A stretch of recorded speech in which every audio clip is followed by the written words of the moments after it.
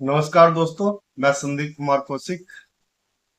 आज बात कर रहे हैं हम दोस्तों कर्क राशि अगस्त माह 2025 कैसा रहेगा। जैसा कि आप लोग चार्ट देख ही रहे हैं। प्रथम भाव में सूर्य के साथ बुध है, यानी कि बुध आदित्य योग बन रहा है। दूसरे भाव में केतु है। तीसरे भाव में मंगल है। इसी के साथ दोस्तों राहु जो है आपके अष्टम में है। नवम भाव में जो है शनि है, और 12वें भाव में गुरु के साथ शुक्र विराजमान है। इसी के साथ 17 को सूर्य जो है सिंह राशि में पहुंच जाएंगे। इसी प्रकार से 21 तारीख को शुक्र जो है कर्क में पहुंचेंगे, और 13 जुलाई से और ये 27 नवंबर तक शनि वक्री है। दोस्तों इस प्रकार से कुछ ग्रहों का परिवर्तन है, और साथ ही साथ ये स्थिति बनी हुई। प्रथम भाव में बुध आदित्य योग है, जैसा कि आप लोग देख ही रहे। सूर्य और बुध, यानी कि कर्क राशि जो है चंद्रमा की राशि होती है, मन की राशि होती है। सूर्य और बुध यानी कि एक तरीके से बुध को राजकुमार कहा जाता है और सूर्य को राजा। यह आप सभी को मालूम है। यहाँ पर अगर ये दोनों आ जाते हैं तो आपके लिए बड़ी कामयाबी का द्वार खोल देते हैं। आपको लगता भी नहीं है कि आप कामयाब हो रहे हैं, लेकिन कामयाबी की सीढ़ियां एक के बाद एक आप लोग चढ़ते चले जाते। यहाँ पे जो दूसरी सबसे अच्छी स्थिति बन रही है दोस्तों, शनि का वक्री होना बन रहा है। आप लोगों के ऊपर से शनि की ढैया खत्म हो चुकी है मार्च में ही, और ये एक तरीके से गोल्डन पीरियड चल रहा है।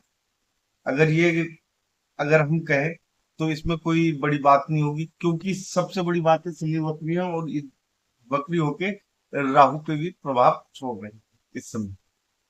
ऐसे में अष्टम भाव में राहु है। थोड़ी सी सावधानियां बरतनी पड़ेगी। अपने मन को संभाल के चलना पड़ेगा।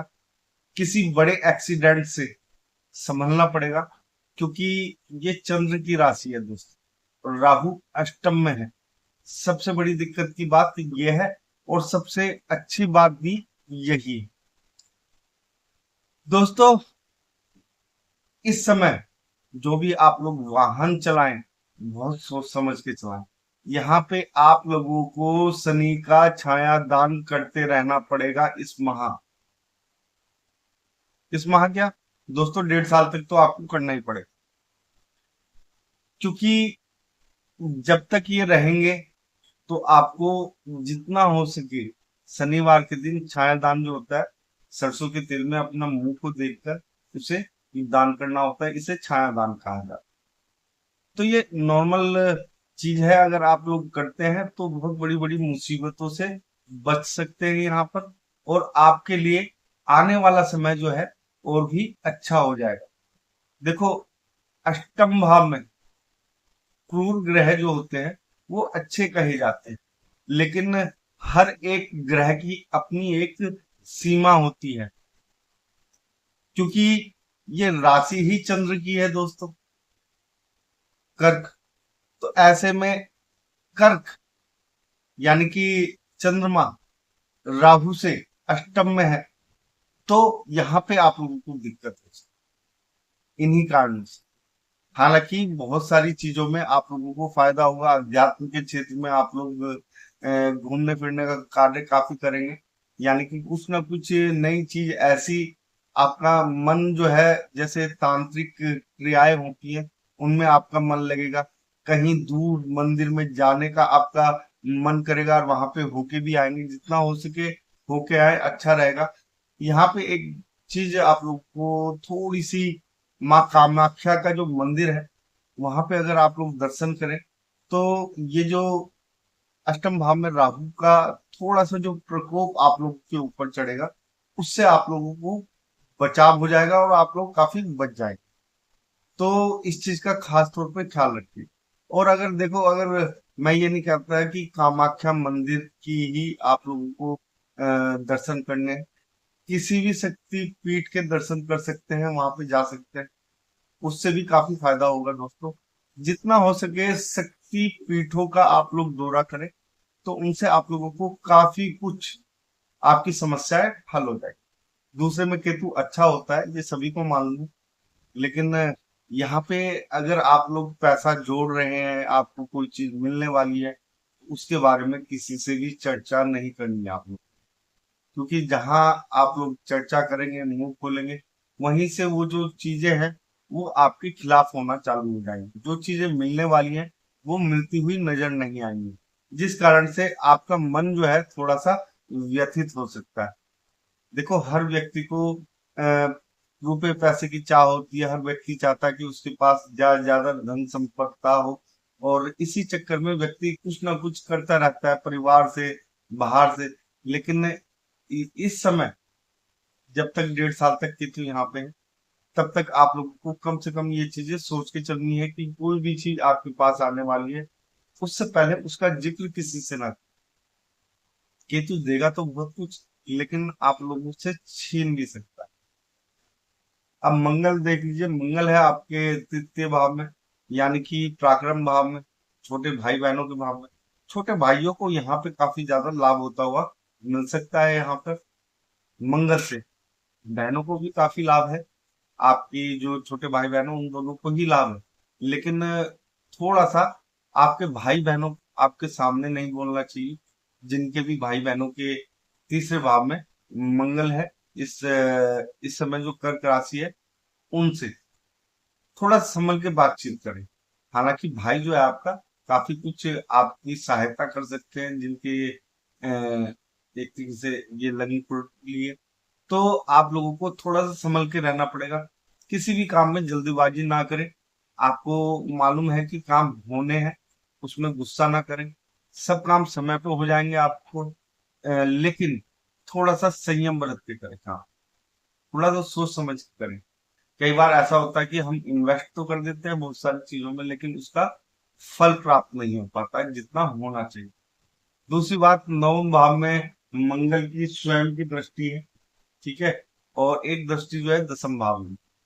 तो यहाँ पे एक चीज का ख्याल रखिएगा आप लोग, आपके जो बॉस वगैरह हैं, ठीक है ना, उनसे बहस मत कीजिएगा। अगर आप लोगों को थोड़ी सी तरक्की चाहिए या प्रमोशन वगैरह चाहिए, बहस बिल्कुल मत कीजिए। वहां पर आप लोगों को दिक्कतें हो जाएंगी। आपके जो बॉस है वो आपको नीचे धकेलने की कोशिश करेंगे इस समय, लेकिन शांति बनाए रखिएगा। सब कुछ आपके पक्ष में है, लेकिन कुछ चीजें ऐसी होती हैं कि बिना मांगे मिल जाती हैं, और कुछ चीजों को मांगना पड़ता है। तो यहाँ पे आप लोगों को एफर्ट ज्यादा नहीं लगाने, अपनी तरफ से जो मिलना है वो मिलके रहेगा, इसमें कोई संशय नहीं है दोस्तों। लेकिन यह है कि अपने मुंह से कह के अपनी बात खराब नहीं करनी है आप लोगों ने। तो शांति पूर्वक जो हो रहा है उसे चलते रहने देना है। पिता के साथ संबंध बहुत अच्छे, माता के साथ संबंध बहुत अच्छे रहेंगे। थोड़ा बहुत माता के साथ हो सकता है थोड़े बोलचाल हो जाए, लेकिन ऐसा नहीं है कि कुछ बड़ी बात है। थोड़ा सा आप लोगों को एक तरीके से देखा जाए तो भूमि में कुछ ना कुछ फायदा होता हुआ दिखाई देगा यहाँ पर। 11वें भाव की बात करें तो 11वां भाव जो है आपके लिए, क्योंकि दूसरी राशि है, यानी कि धन की राशि है, जैसा कि आप लोग जानते हैं। तो यहाँ पे आप लोगों जितना हो सके माँ लक्ष्मी जी की आराधना करें इस समय। उससे आप लोग को जो कार्य है उनसे जो धन, खास तौर से उनके लिए बता रहा हूँ जो बिजनेसमैन, अगर आप लोग माँ लक्ष्मी जी की पूजा करते हैं इस समय, या सफेद चीजों का दान करते हैं शुक्रवार के दिन, तो जो धन आने की आमद है आप लोगों की, वो बढ़ती हुई दिखाई देगी आपको। बहुत ही सरल सा उपाय है सफेद चीजों का दान। सफेद चीजों में देखो, आपको इत्र दान नहीं करना है, और कोई भी बना बनाया वस्त्र जो होता है वो दान नहीं करना है। फिलहाल जो मैं बता रहा हूँ वो भी सफेद रंग का, ठीक है। ये दो चीजें आप लोगों को नहीं करनी। बाकी जितनी भी चीजें सफेद चीजें वो आप लोग दान कर सकते हैं, या इसको दे सकते हैं। कोढ़ियों को आप लोग जितना हो सके उतना दान कीजिए। उनके लिए आप लोग अगर बना बनाया सफेद कपड़ा भी दान करते हैं, तो भी आप लोगों को कोई दिक्कत नहीं, कोढ़ी के अलावा किसी और को नहीं देना। इस बात को ध्यान रखिएगा, पहले ही बता रहा हूँ ये चीज बहुत क्लियर रूप से। तो यहाँ पे आप लोगों को ये उपाय करना है। अगर मिठाई खिलानी है, मिठाई सबको सफेद खिला सकते हैं आप, ठीक है ना, शुक्रवार के दिन। और हो सके आटा होता है, चावल होता है, सफेद तो बहुत सारी मिठाइयाँ बहुत सारी है सफेद, बहुत सारी चीजें, कपड़े सफेद हो जाते हैं, ठीक है ना। जो तो इस तरीके की जो चीजें होती है, खीर होती है दोस्तों सफेद रंग की, उसे दान कर सकते हैं, ठीक है, लोगों को खिला सकते हैं। तो इन चीजों से आप लोगों को फायदा ही फायदा होगा। बात कर लेते हैं दोस्तों 12वें भाव में, जहां तक गुरु और शुक्र, हालांकि दोनों कॉम्बिनेशन अलग है, आप लोगों के, आप लोगों को मालूम है गुरु और शुक्र कभी भी एक साथ अच्छे नहीं कहे जाते। लेकिन 12वें भाव में शुक्र जो है, आपको जो सुख है, सुख मिलता है, तो वो तो देगा ही देगा, इसमें कोई बड़ी बात नहीं है। आपकी विदेश दौरे भी करवा सकता है, लेकिन आपको फिर से ये एक बात कि अपनी वाणी पे संयम लगा के रखना है। गुरु बोलता बहुत है, गुरु यहाँ पे अध्यात्म की तरफ भी ले जाएगा आपको, बहुत सारे बिगड़े हुए काम बनाने की कोशिश भी करेगा गुरु यहाँ पे। तो गुरु बहुत कुछ दे रहा है आपको, शुक्र भी बहुत कुछ दे रहा है, दोनों ही एक तरीके से देखा जाए तो देखो, दोनों एक दैत्यों के राजा हैं और एक गुरु देवताओं के राजा है। तो इस प्रकार से देखो, दोनों की बनती तो नहीं है, लेकिन फिर भी इनके प्रभाव जो है आपको शुभ ही प्राप्त होंगे। 12वें भाव में एक चीज याद रखिएगा, चाहे कैसा भी ग्रह हो दोस्तों, क्योंकि अध्यात्म के क्षेत्र से भी, व्यय के क्षेत्र से भी ये सब चीजें जुड़ी होती है। आप लोगों को अपने ज्ञान को व्यय नहीं करना है, यहाँ पे सबसे बड़ी जो उपाय करना है वो ये है। व्यय करने से मतलब ये है कि दोस्तों, अगर कोई आपसे पूछ नहीं रहा है किसी चीज के बारे में, तो आपको बताना नहीं है। जब आपसे किसी समस्या का हल मांगा जाए, तभी आप लोगों को बातचीत करनी है उस समस्या के ऊपर, अन्यथा आप लोगों को यहाँ पे दिक्कतें हो सकती है, यानी कि बेवजह बोलने से। तो यहाँ पे एक तरीके से देखा जाए तो कुल मिला के कुंडली जो है आपकी काफी अच्छी है, ठीक है। मंगल ने इस समय सारे चक्रव्यूह तोड़ रखे हैं हर राशि में, तो सबके लिए कुछ ना कुछ अच्छा मिलता हुआ तो दिखाई देगा ही। देखो, 4 तारीख सावधान रहने की है बहुत ज्यादा, वो हर राशि के लिए है, लेकिन आपके लिए बेहद ही खास है ये तारीखें। वो तारीख है दोस्तों 21, 22, 23 और 24, ये 4 तारीख हैं। इन 4 तारीखों में जितना हो सके भगवान का, भगवान के नाम का जाप करें, ये आप लोगों के लिए बेहद जरूरी है। हालांकि ये 4 दिन जो है अगस्त में थोड़े से कुछ राशियों के लिए अच्छे हैं, कुछ के लिए बुरे हैं। जिस प्रकार से जुलाई में भी ये 4 दिन जो थे वो बुरे और अच्छे थे। तो आप लोगों को इसी प्रकार से प्रयास करना है। और इसके अलावा तो जो मैंने बताया वही है दोस्तों। अगर आप लोगों को ये छोटा सा वीडियो पसंद आया, कमेंट बॉक्स में जय श्री राम अवश्य लिखें, और आप सभी मित्रों को भी हमारा जय श्री राम।